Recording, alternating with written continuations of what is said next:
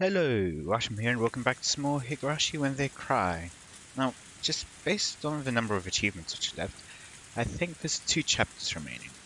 There's two, I'm guessing end of chapter achievements, the epilogue achievement, the after party achievement, and then the, tips, finishing the tips achievement.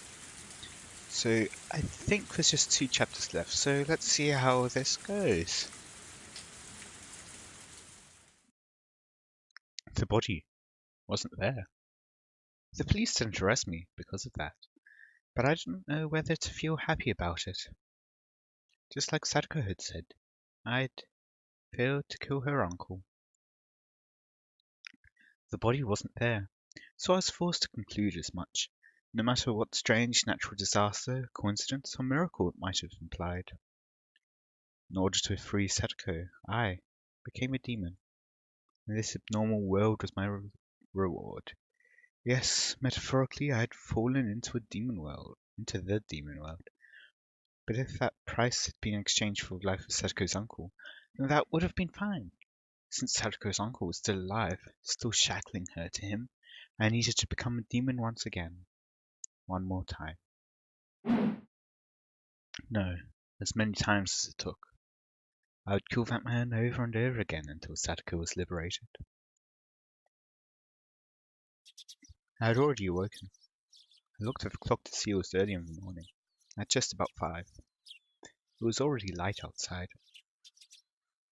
Once I'd hardened my resolve to become a demon again, I could feel my whole body teeming with the awakened power once more. Time wasn't an issue. No matter what, I'd do it. I got myself up. The exhaustion from the past 2 days was completely swept away. I didn't even feel sleepy anymore either. I slowly rose and made sure my body was moving like I wanted it to. I could feel blood flowing through each and every one of my fingers. As I got dressed, I let my mind wander and had a strange thought. These 2 days, while I've said it was for Sadako's sake, the only thing on my mind has been killing. I said it was for Sadako, but while actually carrying out the act, I'd completely forgotten about Sadako, albeit only temporarily. Maybe, initially, it was for Sadako's sake, but now, I I was just a demon, killing for the sake of killing. And as a result, I'd sunk into a world fit for such a demon. Maybe it was the same for Satoshi. He resolved himself to kill his aunt to save Sadako, became a demon, then disappeared from the sunlit Hinazawa, vanishing into the demon world. Which meant that, after all was said and done, I'd met the same fate as him. I tried to avoid making the same mistakes, but it happened anyway. Which meant that maybe Satoshi was here. Satoshi had come to this world a year before me, so he would be here somewhere. Then, surprised, I stopped walking. It was the second set of footsteps I'd grown so used to hearing.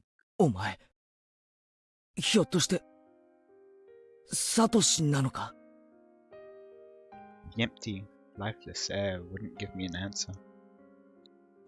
But I felt a strange kind of relief that there was someone there, that Satoshi had stuck with me the whole time. I don't think it's Satoshi.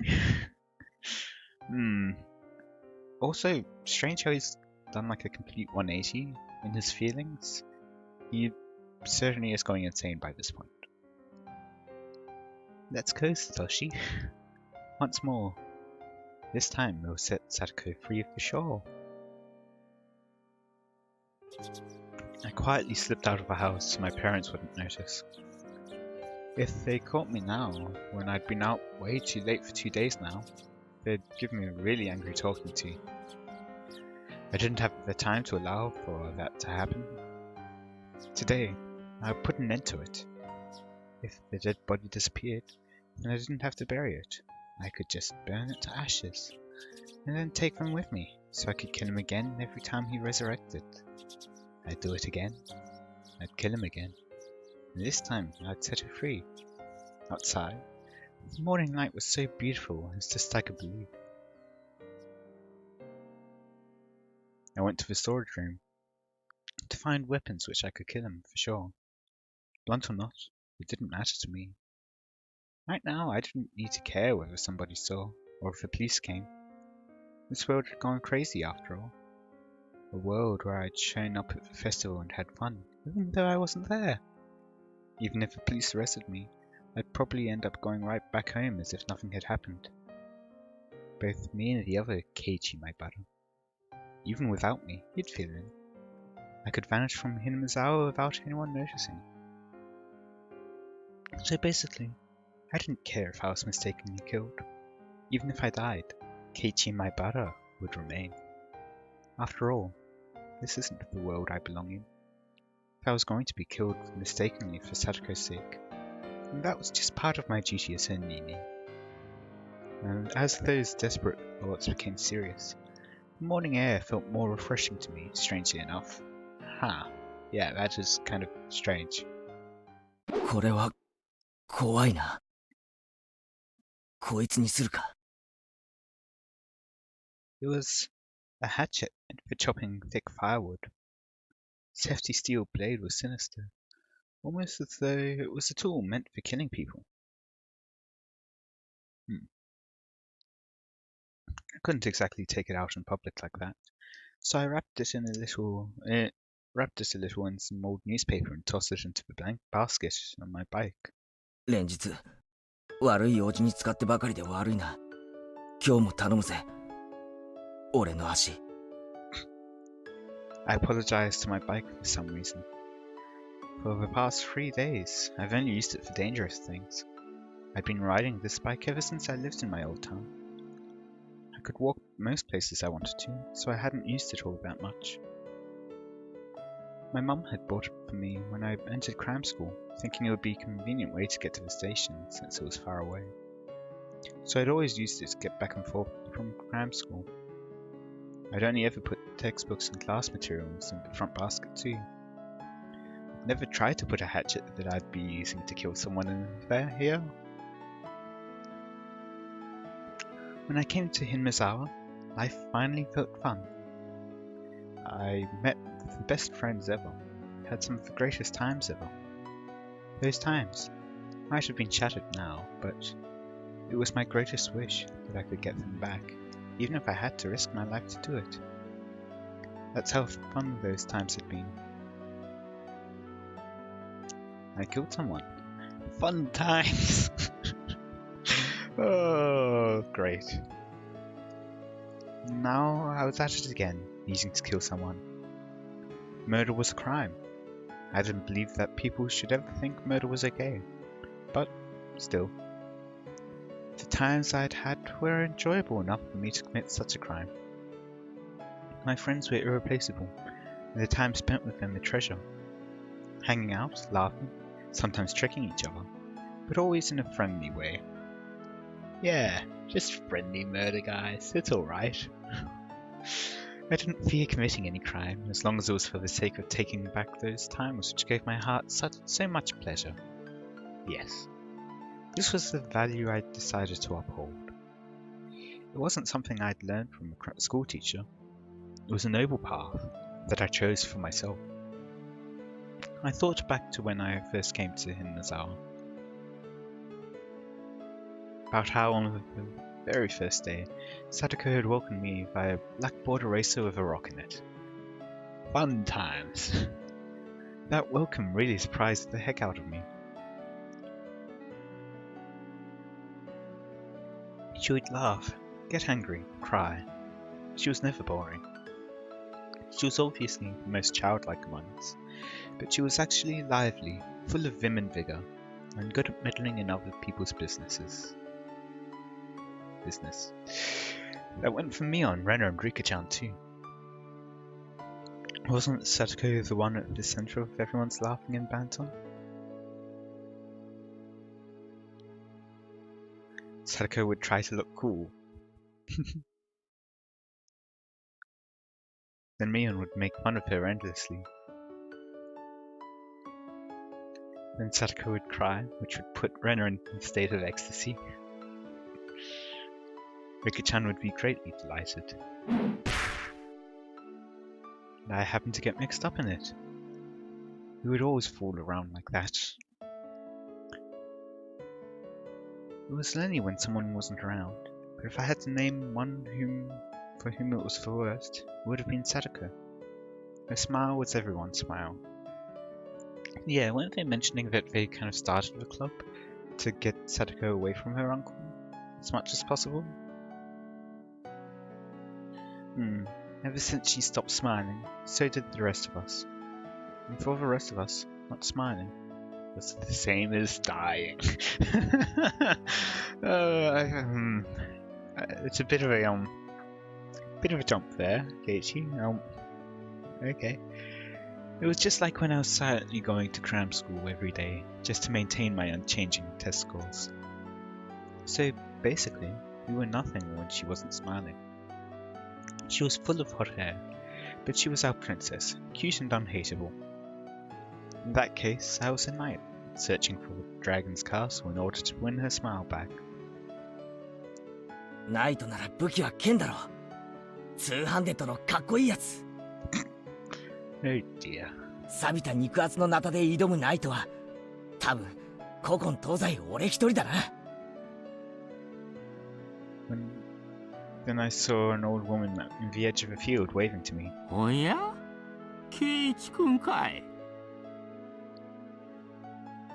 That doesn't sound like an old woman, but okay. 朝のサイクリングかいね。おはようございます。 Rex reflexively waved back in a refreshing way. Should I really have been feeling so happy, waving like that? Sadako's house would be right past this road, going beyond the rice paddies. The cicadas had woken up too. The next thing I knew, I was the audience to their daily chorus. I gave myself a hit or two on the head, and drove away my merry morning mood. I took a deep breath, then tilted my head back, quelling my pointless excitement.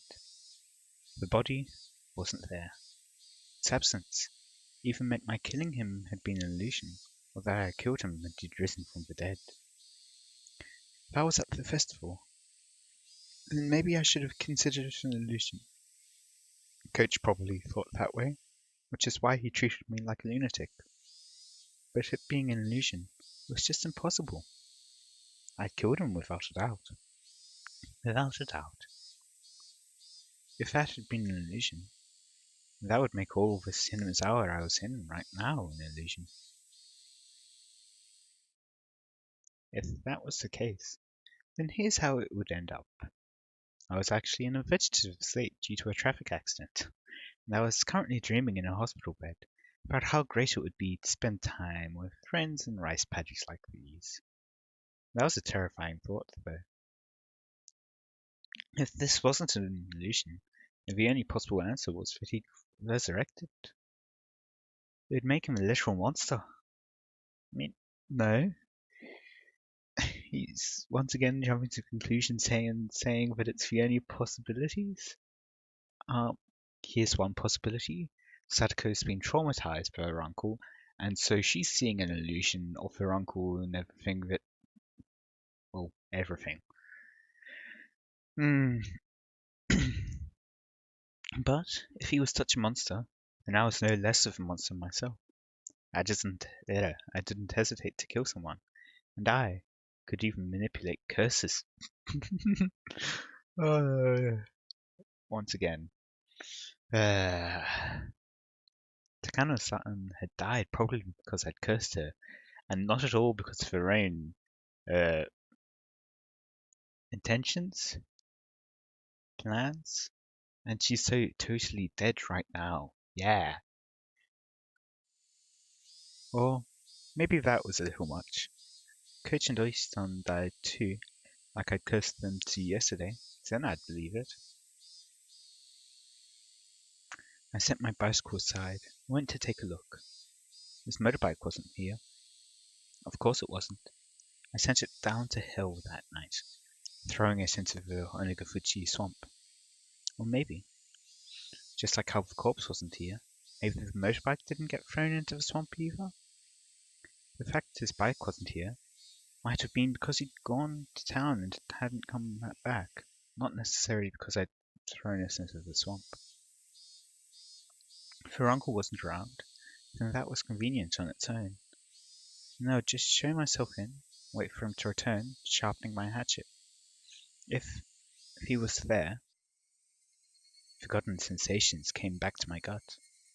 A feeling of tension rose within me. The sensation was like poison, dulling my actions, but it could also be the trigger to allow me to awaken my superhuman, otherworldly self. I held the hatchet, still wrapped in newspaper. Its weight in my hands was profound, sinister, and reliable. I didn't know what time it was without a clock, but it was probably still a little before 7. Sadako would probably be awake, preparing breakfast until lunch, but her uncle would probably still be wallowing in indolence. A guy like him probably would have stayed up late drinking, and probably always slept until noon. I considered ringing the doorbell and having Sadako open the door for me, but if her uncle woke up at the sound, I'd waste my chance of him still being asleep. If Sadako saw me sneaking inside without ringing the doorbell, she'd be surprised. If I ran into her, what would I say? I've come to kill your uncle for you, so stay quiet?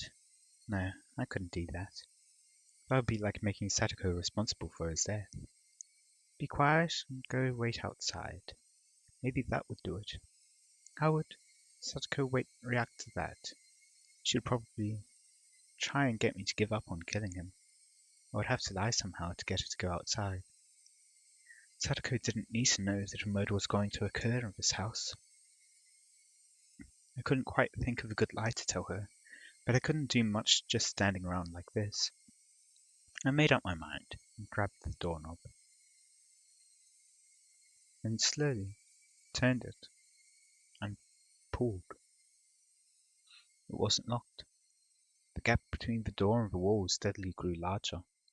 The chain wasn't even on. The oppressive smell of life in Sadako's house hit me. At the entrance, there were a few pairs of shoes and sandals. I couldn't tell whether he was here or not just by looking at them. I could hear a television on somewhere.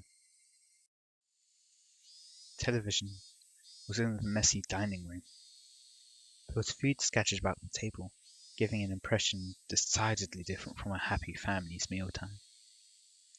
Meals were for eating food while thanking the person for making it, meaning whatever occurred in this dining room wasn't a meal. Nobody in sight. No sign of anyone either. But with the television on, it must have been close. Could he have anticipated my coming and be hiding, waiting for me? The tension I felt was so thick, so tight I thought it would choke me. The newspaper wrapping the hatchet's blade, the thick blade, didn't hamper its power at all. I tightened my grip on it then, very carefully, took a look around. Where had those peaceful feelings from before I'd arrived gone? Even the sound of sweat bubbling up on my brow, got on my nerves. And then I looked at the table and realized something. This wasn't breakfast. Grains of boiled rice were all hard and dried up. Then, was it last night's dinner? I left the dining room, keeping vigilant. Went down the hallway and found the stairs to the second floor. When that man was playing with his friends, he looked out of a second-story window. It was highly possible that room was his own, and that he slept there. I tiptoed up the edges of the stairs, quietly climbing without making a sound. I couldn't hear any kind of snoring. I didn't hear anything up there. I went through a few rooms, slowly and quietly opening the paper doors, checking inside. But I still couldn't find anyone around. To search more efficiently, I got down on the floor and pressed my ear right up to it. I could hear the television in the dining room, the low hum, perhaps of boiling water. It was then that I started to harbour some feelings of suspicion. This house wasn't right. It seemed like people had been here since the TV was on, but it wasn't normal for nobody to be around this early in the morning. I silently descended the stairs and went back into the dining room. I looked at the food scattered about, completely dried up rice, an overturned bowl of miso soup, the package for a side dish bought at the supermarket. I could tell that Sadako had definitely been the one who made this. The food was far from Mion's perfection or Rena's gentleness, but it was sincere, judging by how she cooked for me at my house, and from the type and amount of side dishes. I deduced the meal was from last night. The numbers stamped on the food packages read 830620, so the 20th of July 1983? Huh. I mean, it's 29th here now, so just dating the video, but wow. Like, June? January, February, March, April, May, June. I miscounted. Oh well. And anyway, it tells me anyway. So yeah, that was yesterday. And there was food for two, which meant that this was last night's dinner. And Sadako's uncle would have been here then. Yeah. Stop it, Katie. David's even thinking about saying the word impossible again. Anyway, her uncle was here last night, but he didn't eat dinner, so he probably wasn't. That much was the truth. He had found fault with Sadako's food, thrown the bowl of miso soup and flung the rest everywhere. I don't think so, but maybe I'm wrong. Oh well, hidden deep within my feelings of calm and composure was lit a flame of anger and a curse. Should I have ever shown this man any mercy? Bump. I heard the sound again, the one from before, like a water boil. What was it coming from? The first floor? But where? The bathroom, maybe? I could hear the noise coming from the other side of the frosted glass at the far end of the changing room. It had to have been the sound of a water boiler for the bath. Probably Sadako? Steam was enshrouding the glass door, and the heat from it was leaking into the changing room where I was standing too. My misgivings deepened. People didn't normally take a bath this early in the morning. No? Okay.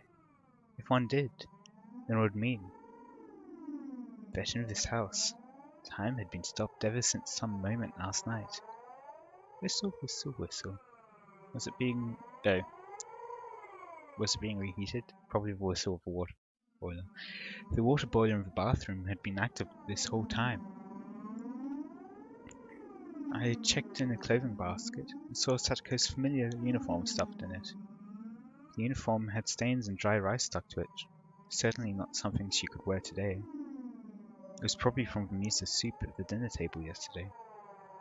I looked hard at the frosted glass, but I couldn't see anything through all the steam. And then, an electric surge ran through my mind, and a terrible premonition came over me. Could she... She couldn't possibly have been in there since last night. That would be impossible. But no. In Hinma's right now, nothing was impossible. I gulped audibly, then quietly pulled aside the glass door. Hot, steaming air burst out of the slight opening.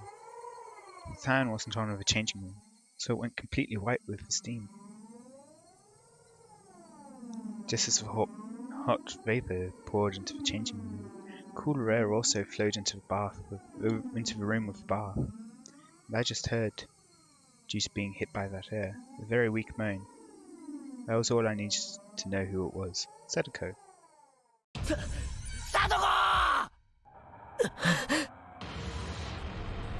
No answer. Sadako was in a bathtub, surrounded by a thick layer of rising steam. The top half of her body was leaning over the edge of the tub, and she was passed out. The water boiler kept on making a whistling noise, as if angered. I could see the gas flame through a small window. It was roaring at full force, completely blue. Sadako's entire body was boiled red and flaccid as though her bones had melted away. She was almost like a doll as she lay there unconscious.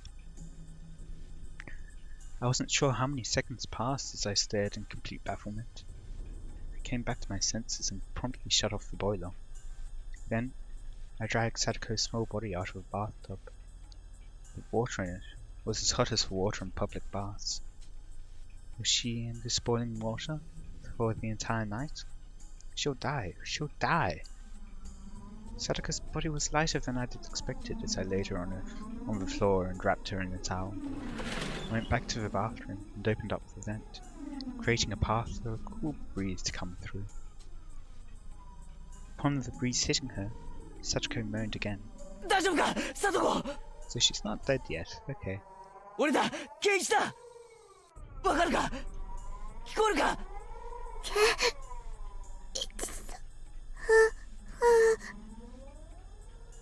Satoko recognized me and muttered a response, but I couldn't really tell what she was saying.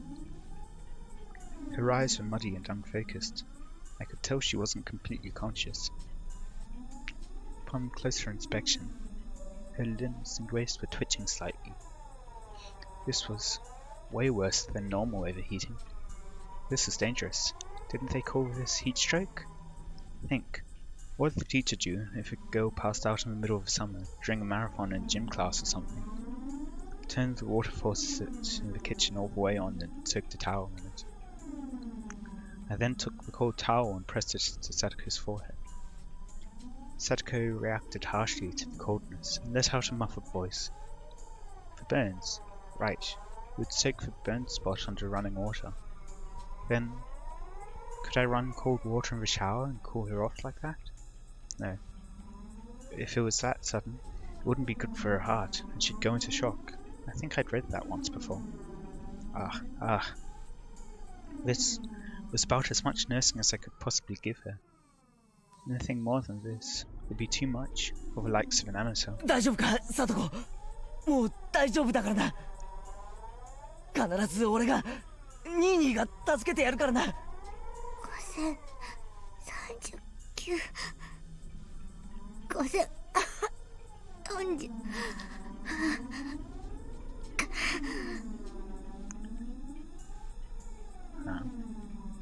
What was Satoko reciting under her breath? I brought my ear to her mouth to better make out the mysterious, spell-like words she kept saying. In that moment, I understood what they were for. サトコお前数を数えてるのかなんで People tell little kids in the bar to count to 100 a lot, right? Okay, so at 5,040 divided by 60 per minute, that's 84 minutes, supposedly. Sadako was counting like that, but 5,039?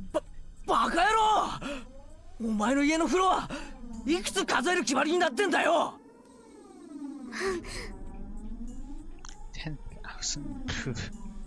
Well, she lost consciousness partway through, so she's probably been there for longer than 84 minutes, but 10,000?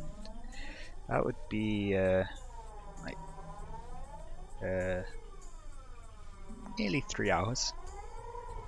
I doubted my ears, and doubted her common sense. 10,000? ふざけんなバカ野郎1万なんて数えられるバカがどこにいるんだよ That would get boring. 数えられるわけねえだろその前にユダって死んじまうに決まってんだろどうしてこんなことにおじ Last night, her uncle flew into a rage at the dinner she'd made, saying it stunk and was inedible. Sadako didn't understand what on earth he meant. It wasn't much different than what she usually made for him. Maybe he hated the smell of his pickled vegetables she'd bought in particular.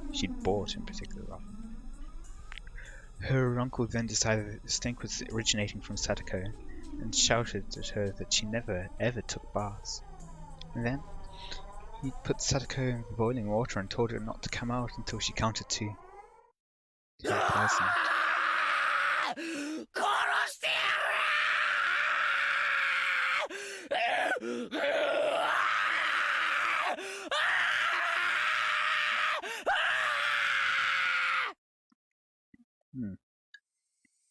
I snapped and exploded. And with that, I'll end it here for today. I hope you all enjoyed. Let me know any feedback you have in the comments. And until next time, see ya.